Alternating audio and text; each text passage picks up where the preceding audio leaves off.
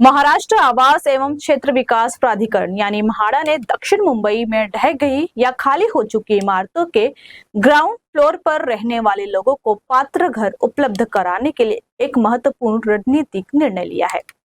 इसे ध्यान में रखते हुए इन लोगों को भी व्यापक सूची योजना में शामिल किया जाएगा। इसमें ग्राउंड फ्लोर पर रहने वाले लोगों को केवल तभी पात्र माना जाएगा जब इमारत ढह गई हो या खाली हो गई हो।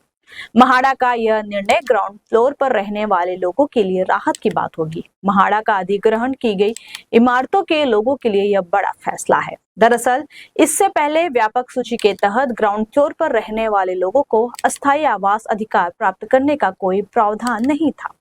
इससे ग्राउंड फ्लोर पर रहने वाले लोग अपने सही घरों से वंचित हो जाते थे, जबकि कई लोग अभी भी अस्थायी घरों में रह रहे हैं। ऐसे लोगों की सुविधा को ध्यान में रखते हुए म्हाडा प्राधिकरण ने एक कदम आगे बढ़ाया है। इसके साथ ही अब ऐसी इमारतों के ग्राउंड फ्लोर पर रहने वाले लोग भी महासूची वाले मकानों की लॉटरी के लिए पात्र हो जाएंगे। दरअसल मुंबई में कुछ पुरानी इमारतें हैं। ये इमारतें 1959 से पहले बनी थी। इन इमारतों से म्हाडा टैक्स वसूलता है। इस टैक्स से इमारतों की मरम्मत की जाती है।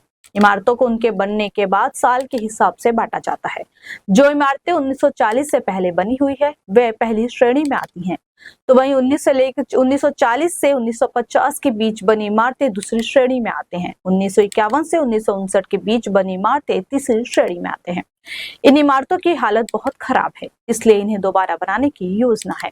जिन इमारतों को दोबारा बनाने का काम रुका हुआ है उनमें रहने वाले को भी घर मिलेगा। म्हाडा इन लोगों के बारे में जानकारी जुटा रही है ताकि उन्हें सरकार के नियम के अनुसार अलग अलग श्रेणी में रखा जा सके। यह काम सितंबर 2019 के सरकारी फैसले के अनुसार किया जा रहा है। म्हाडा पात्र मकान उपलब्ध कराएगा। मुंबई बिल्डिंग मरम्मत और पुनर्निर्माण बोर्ड की मांग के अनुसार अत्यधिक खतरनाक इमारतों या ढह चुकी इमारतों के लोगों को म्हाडा की ओर से ट्रांजिट कैंपों में ट्रांसफर किया जाएगा।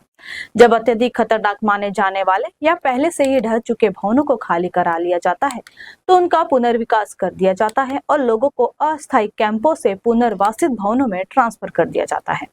इसके बाद ऐसे लोगों को ट्रांजिट कैंप की भूमि पर अपना अधिकार छोड़ना पड़ता है। कुछ इमारतों का अलग अलग कारणों से पुनर्विकास नहीं किया जा सकता, इसलिए ऐसे लोगों को सालों तक ट्रांजिट शिविरों में रहना पड़ता है।